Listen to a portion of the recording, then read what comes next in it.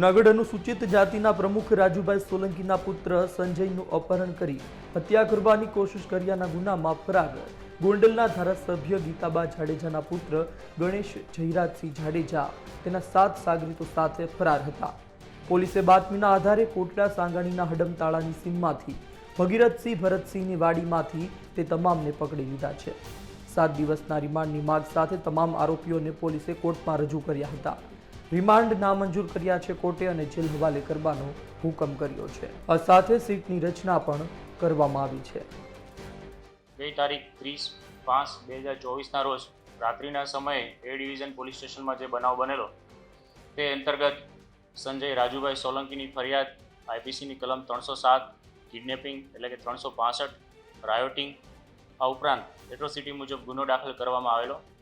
બનાવની ગંભીરતાને ધ્યાને રાખી જૂનાગઢ જિલ્લાના એસઓજી એલસીબી આ ઉપરાંત એ ડિવિઝન પોલીસ સ્ટેશનની અલગ અલગ ટીમો પાડવામાં આવેલી। આ ગુનાની તપાસ દરમિયાન જે ફરિયાદીએ જણાવેલું કે જે બાઇક અથડાવાથી બોલાચાલી થયેલી તે બાબતે 31 તારીખના રોજ વહેલી સવારે 3 વાગ્યા આસપાસ આ જે ફરિયાદીને અન્ય આરોપીઓ 3 ગાડી લઈને આવેલા અને અહીંથી છે ગોંડલ બાજુ લઈ ગયેલા। ત્યાં કોઈ અપરિચિત જગ્યાએ તેને મારેલો તેનો ન્યૂડ વિડીયો ઉતારેલો અને ત્યારબાદ ફરી પાછું કિયાના શોરૂમ પાસે અહીંયા ઉતારી ગયેલા। તો આ બાબતે છે જૂનાગઢ જિલ્લા પોલીસ દ્વારા જે નેત્રમના કેમેરા લાગેલા છે તેનું સતત સર્વેલન્સ દરમિયાન આ જે 3 ગાડીઓ હતી તે આઈડેન્ટિફાઈડ કરવામાં આવેલી કે કેટલા વાગે જૂનાગઢ સિટીમાં એન્ટર થાય છે, કયા કયા લોકેશન પર ફરે છે।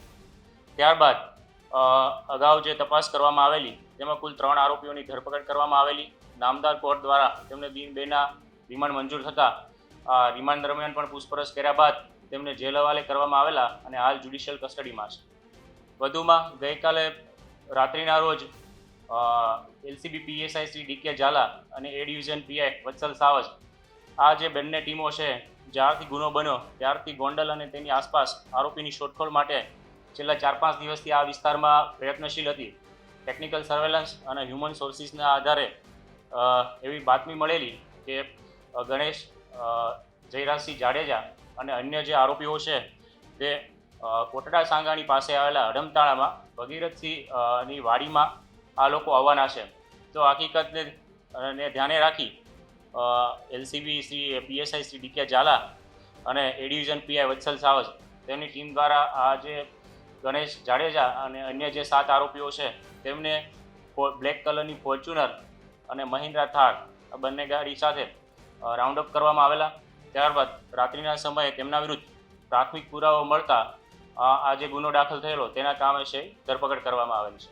આ જ અન્ય જે 7 આરોપી છે તેવા જશપાલસિંહ ઉર્ફે જેકે રાણા, ઇન્દ્રજીતસિંહ ઉર્ફે ઇન્દુભા જાડેજા, પૃથ્વીરાજસિંહ ઉર્ફે પુથુભા જાડેજા, દિગ્પાલસિંહ ઉર્ફે દિગુભા જાડેજા, સમીર ઉર્ફે પોલાડ, અકરમ તરકવાડિયા, રમીશ પઠાણ આમ કુલ આ સિવાયના અન્ય 7 આરોપીઓની છે ધરપકડ કરવામાં આવી છે। જે એમાં LCB PSI Shri DK Jhala અને એ ડિવિઝન પીઆઈ વત્સલ સાવજની જે બંને ટીમો હતી, પરંતુ આપ પણ જાણો છો કે આરોપીની સંખ્યા 8 છે અને પોલીસની 2 ગાડી હોય।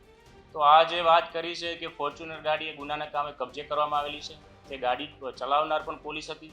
ગાડીમાં જે ક્લીનરની સીટ પર પણ પોલીસ કર્મચારી હતા જે પ્રાઇવેટ ડ્રેસમાં રેકી કરવા ગયેલા હતા।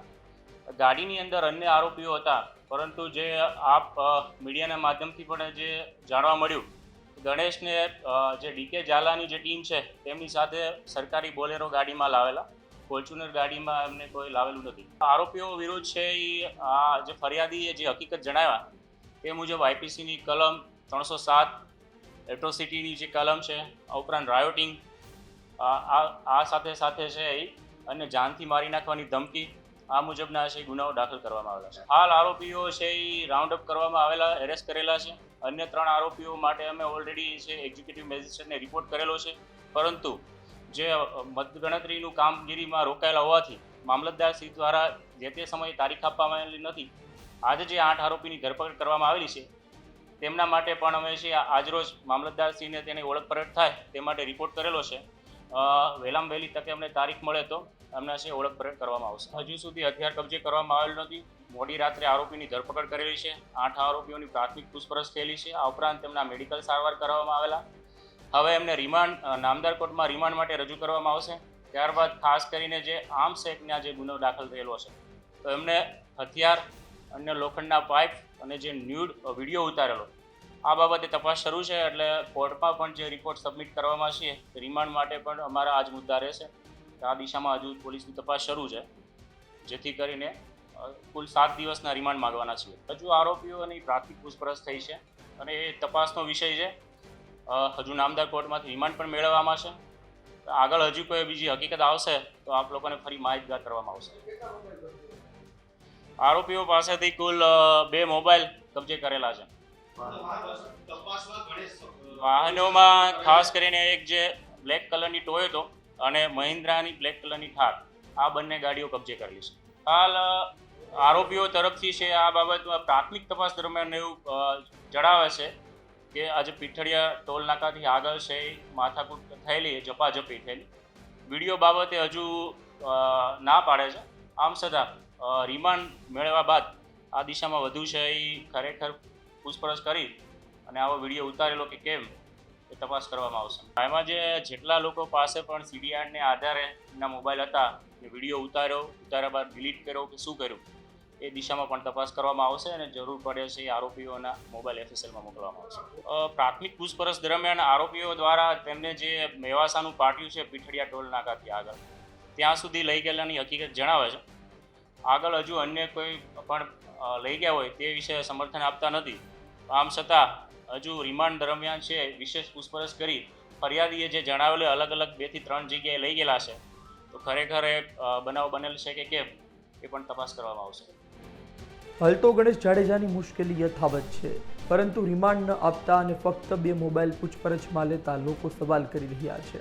ગણેશ ગોંડલને બહાર કાઢવા તમામ પ્રયત્નો થઈ રહ્યા છે. જોવું રહ્યું ગણેશ ગોંડલ ક્યારે જેલ બહાર આવે છે. બ્યુરો રિપોર્ટ, ગુજરાત તક.